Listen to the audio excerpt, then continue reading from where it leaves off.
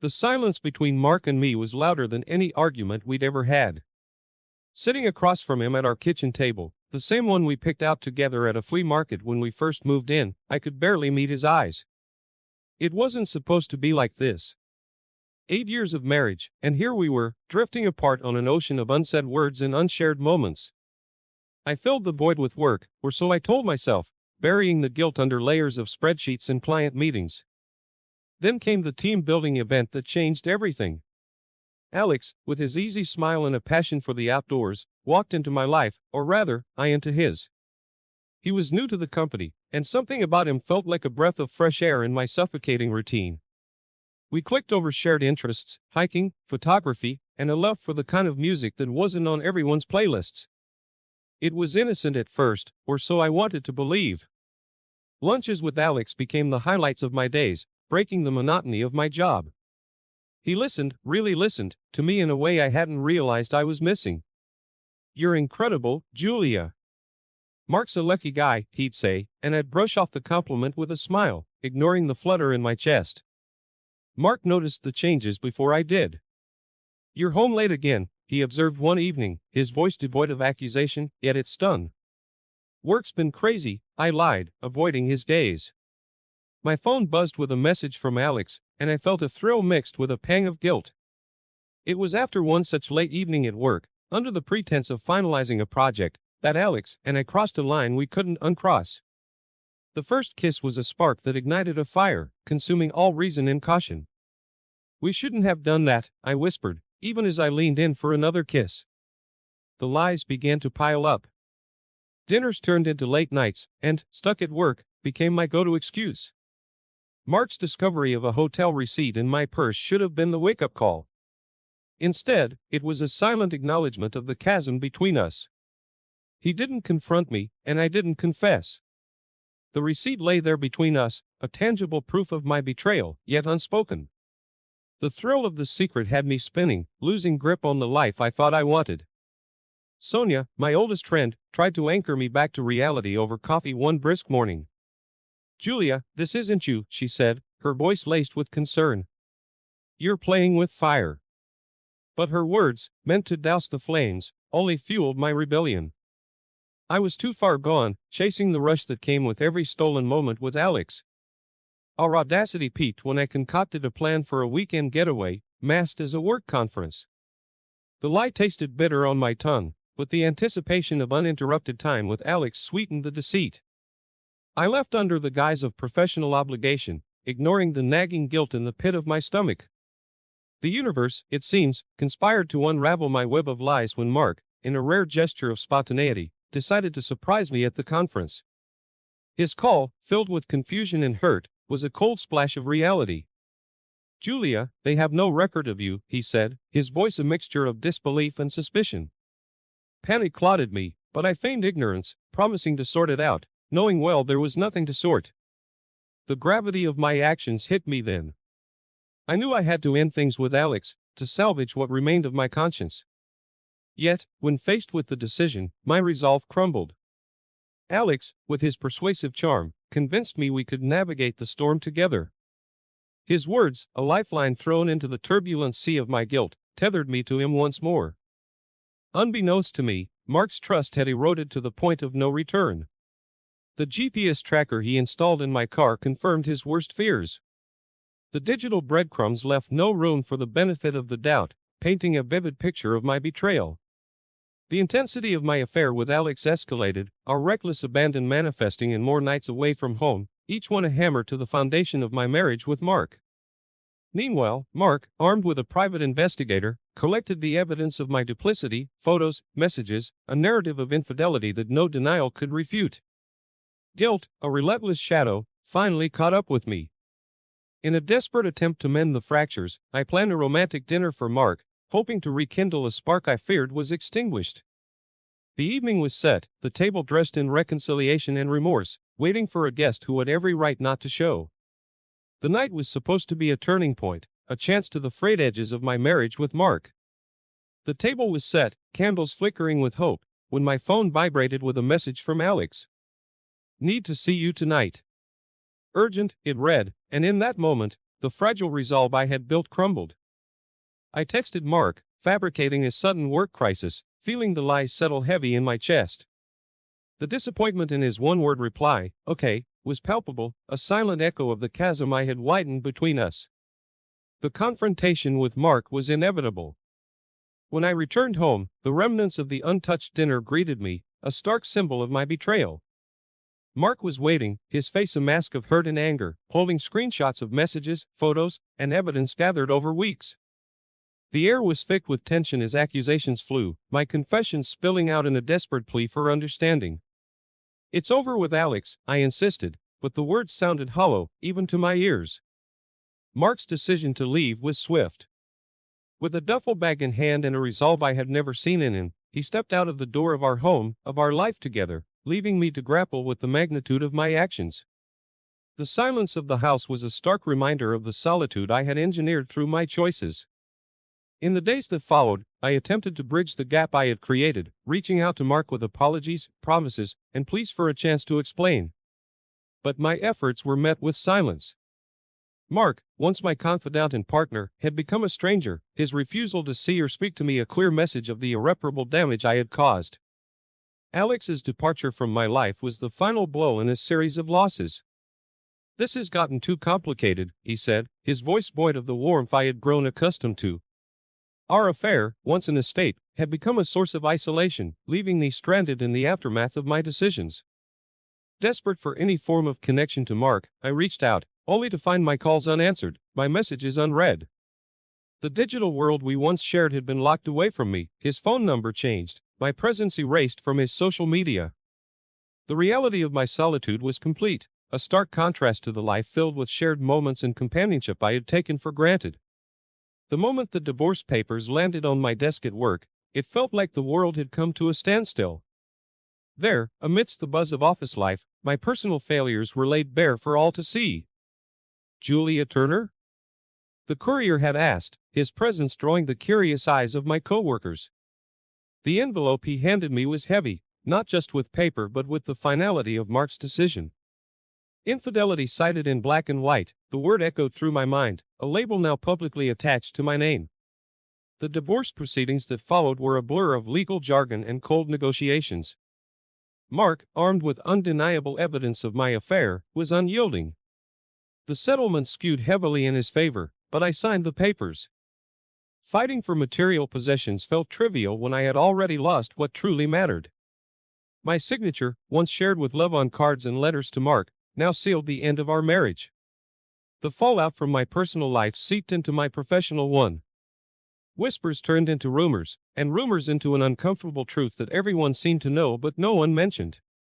My boss called me into his office, citing distractions and the need for a more focused leadership, as he handed me the notice of demotion. The professional respect I had worked so hard to build crumbled, a casualty of my own making. Moving out of the home I shared with Mark and into a small, nondescript apartment felt like stepping into a life that wasn't mine. The walls were bare, the silence a stark reminder of the chaos I had created.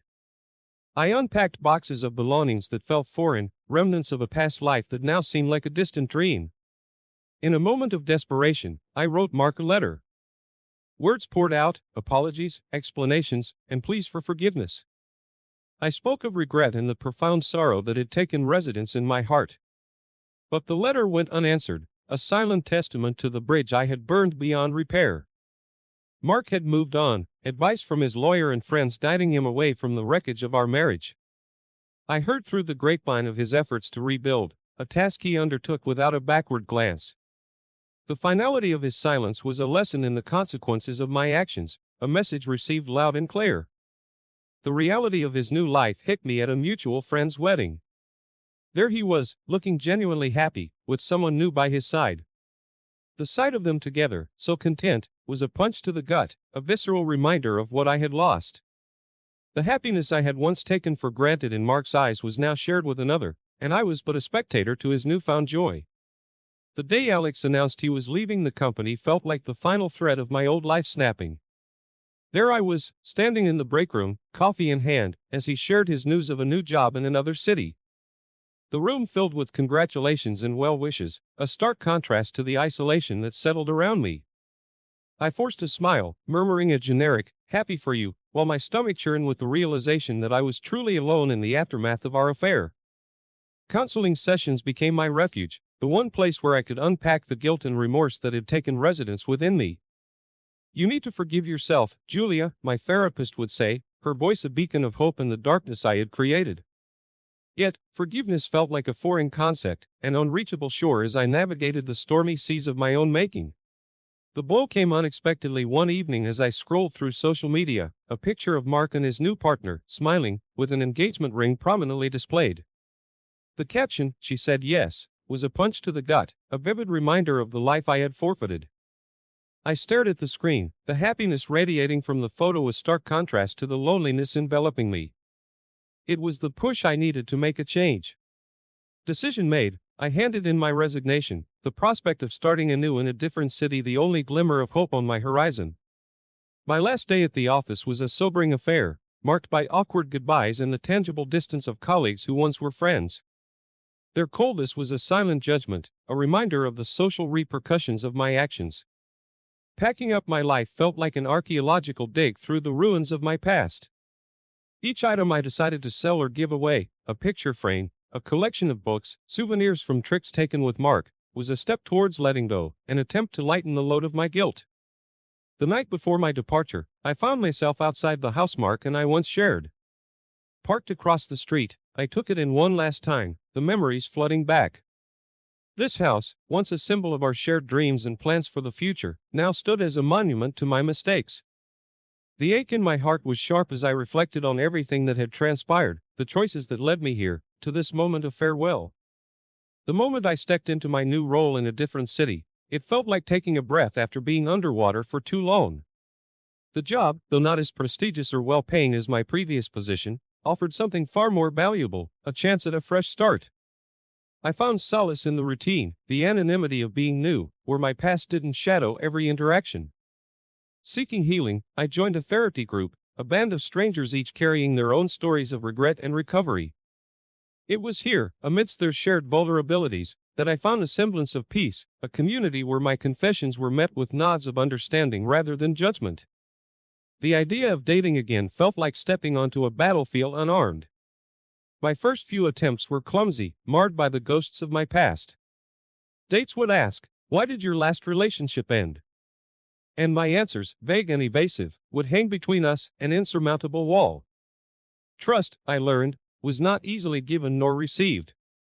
When news of Mark's marriage reached me, it was a quiet blow, delivered through the grapevine of mutual friends.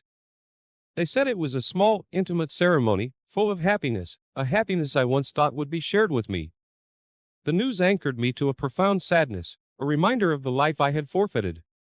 In search of companionship that asked for no explanations, I adopted a dog. The unconditional love of a pet, I discovered, was a balm to the loneliness that had taken residence in my heart. In her, I found a reason to come home, a presence that filled the apartment with life. Therapy sessions became a mirror, reflecting the harm my actions had caused not just to Mark, but to myself. The understanding didn't come easily, it was a battle against denial and self-pity. But with each session, I began to see the contours of my own responsibility, the shape of my guilt, and the pathway to forgiveness of self. Volunteering at the local community center became my next step towards redemption. Here, amidst the clamor of children's laughter and the gratitude of those we helped, I found purpose. Giving back, I realized, was a way to rebuild the pieces of myself lost in the selfish choices I had made. The news of Mark expecting a child was another jolt, a reminder of the life that continued beyond the scope of my influence. The sense of loss was palpable, a mourning for the future that could have been. Yet, it also served as a stark reminder of the consequences of my actions, the ripple effects that continued to touch lives beyond my own. Amidst the turmoil of personal growth and setbacks, a ray of hope emerged in the form of a promotion at work. It was a tangible sign of progress, an acknowledgement of my efforts to rebuild professionally. This achievement, though small in the grand scheme, felt monumental, a marker of the distance I had traveled from the person who had appended her own life in pursuit of fleeting happiness. In this new city, with its challenges and opportunities, I began to weave a new narrative for myself, one marked by growth, understanding, and the pursuit of redemption. The journey was far from over, but each step forward was a testament to the resilience of human spirit, the capacity for change, and the endless possibility of beginning anew. From the moment I stepped into the bustling coffee shop, I could sense the shift in my universe. It was during a brief visit back to my old city, a test to see how far I'd come. Lost in thought, I almost didn't notice him at first. Mark, sitting at a corner table, his attention buried in a book. Our eyes met, and time seemed to freeze, a moment charged with 1,000 unspoken words. Julia, he acknowledged, his voice carrying a polite but unmistakable distance. I approached, my heart pounding with a cocktail of emotions, regret, nostalgia, and a faint hope for absolution. We've. It's been a long time, I started, stumbling over the words that seemed inadequate to bridge the gap between us. Yeah, it has, Mark replied, offering a small, guarded smile. How are you? I'm a euro better, working on myself, I said, feeling the weight of my journey in those words. I heard about your son. Congratulations, Mark, I'm truly happy for you. Thank you, Julia. We're over the moon, he said, his eyes lighting up at the mention of his child, a glimpse of the joy that had filled the social media photos. Our conversation was a dance around the edges of what had once been careful and measured. Yet, in his politeness, I found my closure. It was time to let go, not just in words but in the heart. Returning to my new city felt different this time. I carried with me a sense of peace, an understanding that seeing Mark happy was the final piece in accepting the end of our chapter. My focus shifted fully to the future, to building a life rich in purpose and self-awareness. Inspired by my own experiences, I launched a blog, sharing insights on personal growth and the lessons learned from making life mistakes. The response was heartwarming, a community of readers who found solace in shared stories of fallibility and redemption. Through their engagement, I found a sense of belonging, a reminder that no one is alone in their struggles. My active involvement in the community, leading support groups, and advocating for mental health awareness, became my new passion. It was a way to give back, to support others in their journey towards healing, just as I had been supported. Reflecting on my journey, from the depths of betrayal and loss to the heights of personal growth and newfound purpose, I understood the true cost of my choices. Yet, amidst the regrets, there was a profound gratitude for the lessons learned and the strength found in vulnerability. Life, with all its twists and turns, had brought me to a place of acceptance. Acceptance of my past, with its imperfections, and hope for the future, filled with endless possibilities. The road ahead was no longer overshadowed by the mistakes of yesterday but illuminated by the promise of tomorrow. In the end, it wasn't about forgetting or erasing the past but learning to live with it, allowing it to shape me into someone better, someone stronger. As I closed the chapter on this tumultuous period of my life, I look forward to the unwritten pages, ready to fill them with new